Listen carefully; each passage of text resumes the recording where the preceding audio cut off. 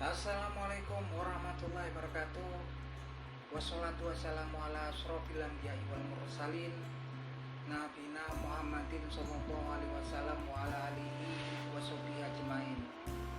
Wa qala Allah ta'ala fil Qur'anil Karim, ittaqullaha wa haqqa tuqatih wa la tamutunna illa wa antum muslimun. Amma ba'du. Oke, malam para sedulur YouTube, ketemu lagi dengan saya Bung Janarko. Oke para sedulur, di malam hari ini saya seperti biasa pengen menyapa para sedulur-sedulur saya, sobat-sobat saya, teman-teman saya yang sudah subscribe dan join di kanal YouTube saya ini. Jadi teman-teman, seperti biasa di malam hari ini saya pengen mengajak teman-teman untuk mengutip mempelajari salah satu firman Allah Subhanahu wa taala di Al-Qur'anul Karim, tepatnya di surat Saba ayat 40 sampai dengan ayat 43 yang bunyinya sebagai berikut, teman-teman. A'udzubillahi minasyaitonirrajim. Bismillahirrahmanirrahim. Wa yauma yahsyuruhum jami'an tsumma yaqulu lil malaikati ahaula'i iyyakum kanu ya'budun qalu subhanaka anta waliyuna min dunihim bal kanu ya'buduna lajina aksaruhum bihim mu'minun fal yaumal la yamliku ba'dukum li ba'din naf'a wa la dharra wa naqulu lil ladzina dzalamu su'u azaban nari lati kuntum biha tukadzibun, yang artinya sebagai berikut. Wa yauma yahsyuruhum jami'an, jadi ketika yaumul akhir nanti Allah Subhanahu wa taala akan membangkitkan dan mengumpulkan seluruh makhluk ciptaannya. Wa yaqsuma yaqulu lil malaikati, terus kemudian dia Allah Subhanahu wa taala berkata kepada malaikat-malaikatnya, ahaula'i yakum kanu ya'budun, apakah orang-orang ini dahulu beribadah ataupun menyembah pada kalian? Jadi Allah Subhanahu wa taala itu Maha mengetahui sesuatu, tapi beliau memberikan hak jawab kepada makhluk ciptaannya. Qalu, para malaikat itu kemudian berkata, subhanaka anta waliyuna min dunihim, maha suci engkau dan engkaulah pelindung kami, bukan mereka.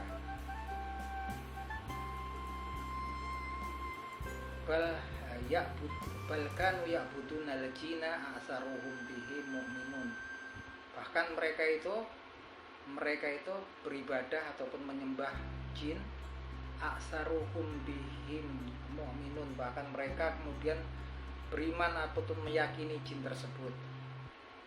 Fal yauma la yamliku ba'dukum li ba'din naf'a wa la dharra. Kemudian Allah Subhanahu wa taala berfirman, hari ini sebagian daripada kalian tidak ada kuasa, tidak ada kemampuan sebagian daripada kalian untuk memberikan manfaat ataupun mudarat kepada sebagian kalian yang lain. Wa naqulu lil dhalimina wa naqulu lil ladzina dzalamu zuqu azaban nari lati kuntum biha tukadzibun. Kemudian Allah Subhanahu wa taala berkata kepada para orang-orang yang zalim tersebut, rasakanlah azab neraka, azab api neraka, lati kuntum biha tukadzibun, yang dulu kalian mendustakan daripada siksa tersebut, tidak percaya dengan azab neraka tersebut.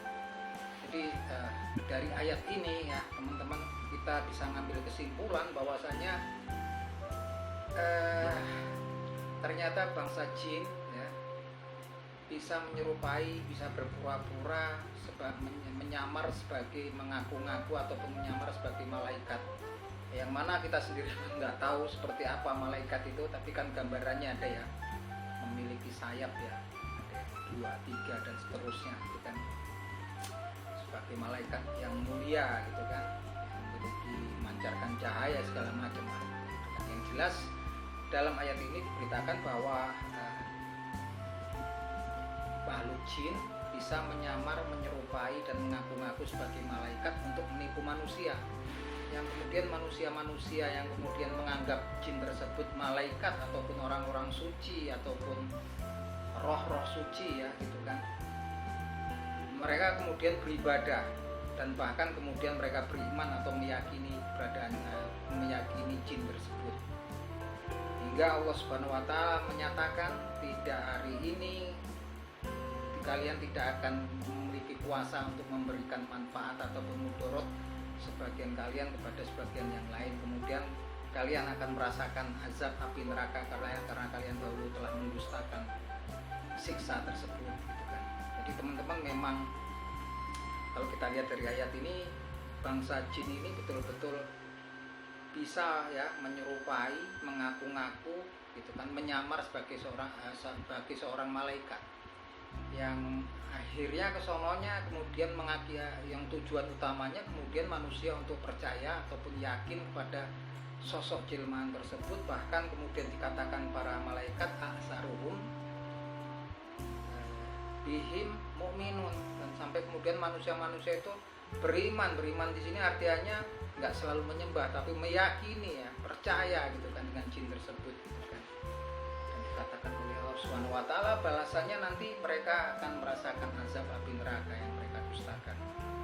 Jadi teman-teman, berkaitan dengan ini ya teman-teman, saya sebagai seorang praktisi pengobatan alternatif kadang sering menemui hal-hal yang memang berkaitan dengan yang magis ataupun mistis gitu kan, yang memang keberadaannya juga memang betul-betul ada ya teman-teman, penyakit-penyakit, gangguan-gangguan yang disebabkan karena memang masalah-masalah non medis. Dan saya juga punya banyak teman-teman yang memiliki kemampuan-kemampuan yang mistis ataupun gaib gitu, yang mereka katakan bahwasanya itu mereka merupakan bantuan dari kodam-kodam gitu kan, yang mereka miliki. Dan mereka itu rata-rata sepertinya kalau beribadah itu juga sampai lama, taat betul ya, orang-orang yang rajin patuh, tapi mereka di lain pihak juga meyakini keberadaan kodam-kodam yang mereka katakan bahwasanya itu kalau dulu penampakannya seperti orang suci gitu kan, nampak bercahaya, orangnya tekun beribadah, kemudian pakaian putih, bersorban, memegang tasbih dan tongkat. Ada versi yang lain teman saya juga ada yang memang kabarnya juga sampai kalau dia sholat ketiduran dibangunkan gitu kan.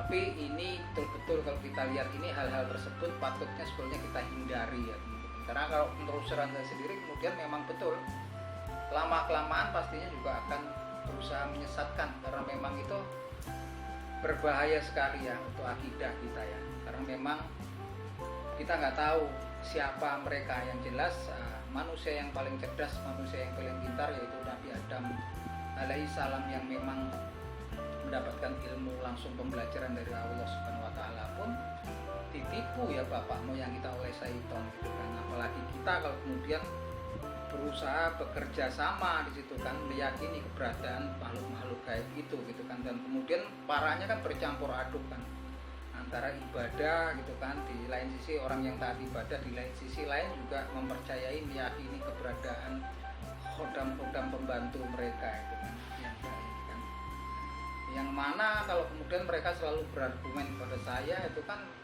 penampakannya itu jin Islam gitu kan, taat gitu kan, pakai sorban, kemudian pakainya putih, jenggotnya putih, memegang tasbih, bertasbih terus itu. Nah kita nggak tahu yang namanya makhluk gaib itu bisa menyerupai apa saja. Tapi yang jelas dikatakan bahwasanya itu sangatlah berbahaya karena memang muaranya ujung-ujungnya nanti juga akan adalah tipu daya. Yang intinya kemudian kita meyakini makhluk-makhluk tersebut yang di kemudian hari ya akan menimbulkan murka Allah Subhanahu wa taala kepada kita gitu kan. Kita memang harus berhati-hati karena memang dikatakan bahkan di ayat tersebut mereka mampu menyerupai, mengaku, menyamar menjadi malaikat, bukan cuma sekedar seorang kiai, ustadz ataupun orang-orang suci. Wah ini mereka mampu ya menyamar sebagai malaikat dan kemudian berakibat orang-orang beribadah kepada mereka, meyakini keberadaan mereka. Dan kalau kemudian sebagian orang bilang itu betul-betul bisa memberikan manfaat ketika dia datang, kodamnya itu bisa mengobati orang gitu kan, bisa mengobati penyakit gitu kan, memberikan informasi-informasi gaib yang tepat. Ya iya, memang dikatakan sampai di ayat yang 43 kan.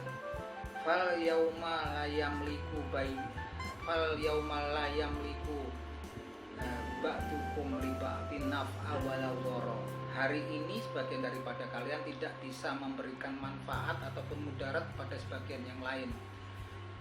Dari ayat tersebut bahwasanya berarti sebelumnya ya bisa mereka memberikan manfaat ataupun mudarat kepada sebagian yang lain, dimana kalau bangsa jinnya mungkin kalau ada bekerja sama melakukan teluk santet gitu kan, guna-guna kayak pengasihan segala macam gitu. Di lain pihak juga manusianya memberikan sesaji kan, sesajen gitu. Yang kita tahu sepertinya itu saling membantu ya gitu kan. Dan diceritakan dulu di zamannya Abu Hurairah radhiyallahu anhu gitu kan, pernah ada sesosok makhluk jin yang kemudian mau mencuri kurma ya, kurma zakat menjadi bulan Ramadan gitu kan, yang kemudian ditangkap oleh Abu Hurairah mau dihadapkan ke Nabi Muhammad SAW. Nah di situ dari riwayat tersebut bahwasanya memang dalam kondisi-kondisi tertentu makhluk gaib bisa masuk ke dimensi manusia ya, kemudian untuk ceritanya mencuri ya, itu yang dicuri kan itu kurma ya gitu kan. Artinya itu benda yang ada di alam manusia gitu kan. Sama seperti selain Abu Hurairah juga di kasusnya diceritakan di Ibnu Mas'ud radhiyallahu anhu sama hendak mencuri makanan ya, bahkan kemudian dikatakan kalau kita mau tidur suruh matikan lampu, dan kemudian kalau ada bejana suruh menutup gitu hadisnya, pesannya Rasulullah SAW untuk menutup pintu gitu kan, untuk menutupnya kemudian ketika menutupnya mengucapkan bismillah, menutup tudung pada makanan ataupun bejana-bejana itu ditutup kemudian dikasih kayu atau apa dengan mengucapkan bismillah sehingga mereka tidak bisa membuka ya. Nah ini artinya mereka dengan kondisi-kondisi tertentu pun bisa juga masuk ke alam dimensi manusia gitu kan. Yang jelas mereka bisa memberikan manfaat dan mudarat, tapi di yaumil akhir Allah Subhanahu wa taala berfirman, di hari ini tidak sebagian daripada kalian tidak bisa memberikan manfaat atau mudarat kepada sebagian kalian yang lain, dan kemudian kalian akan merasakan ya azab api neraka lati kuntum biha tukazibun, yang dulu kalian dustakan. Yang jelas-jelas memang hal seperti ini berarti dikatakan orang yang melakukan hal-hal seperti ini dikatakan oleh Allah Subhanahu wa taala sebagai orang-orang yang zalim yang akan nanti di yaumil akhir merasakan azab api neraka. Jadi kita memang kalau dari itu dilarang keras ya, memang itu sesuatu yang memang dimurkai oleh Allah Subhanahu wa taala untuk mengimani, meyakini ya daripada bangsa jin. Yang jelas bangsa jin kalau sekarang kan memang banyak ya teman-teman, mereka meyakini gitu kan bisa menimbulkan manfaat atau mudarat, dan memang kalau dikatakan memberikan manfaat mudarat ya memang bisa ya gitu kan, tapi dikatakan itu menimbulkan murkanya Allah Subhanahu wa taala. Jadi teman-teman memang kalau kita renungi ayat ini kita harus lebih berhati-hati teman-teman, apalagi kalau teman-teman memang menekuni hal-hal yang bersifat supranatural, bersifat spiritual, yang berkaitan dengan hal-hal yang memang gaib, harus lebih berhati-hati ya teman-teman.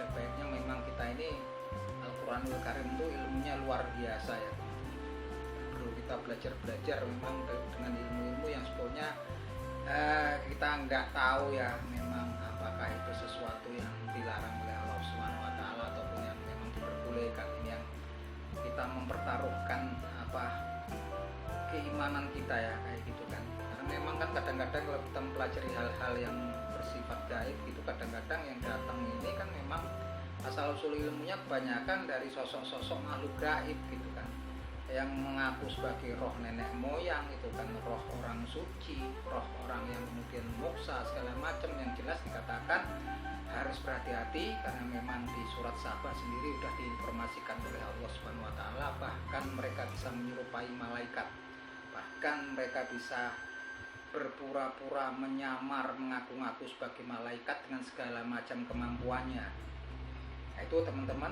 sekedar obrolan kita malam hari ini. Yang jelas saya selalu mengingatkan hati-hati teman-teman dengan hal-hal yang bersifat mistis atau gaib seperti yang memang sekarang memang banyak ya di masyarakat undercover gitu kan. Oke gitu teman-teman, akhir kata saya berterima kasih ya buat teman-teman yang mau nonton video saya ini, dan saya akan selalu mendoakan teman-teman yang nonton video saya ini agar mendapatkan pahala dari sisi Allah Subhanahu wa taala. Begitupun juga saya, karena memang segala sesuatu yang ada di sisi manusia, baik itu istri, anak, kemudian harta kekayaan, sawah ladang, ataupun jabatan, kekuasaan, semuanya segalanya akan sirna pada waktunya nanti. Dan amal soleh dan pahala kebaikan itu adalah sesuatu yang kekal di sisi Allah Subhanahu wa taala. Semoga bermanfaat teman-teman. Akhir kata, wabillahi taufik wal hidayah. Wassalamualaikum warahmatullahi wabarakatuh.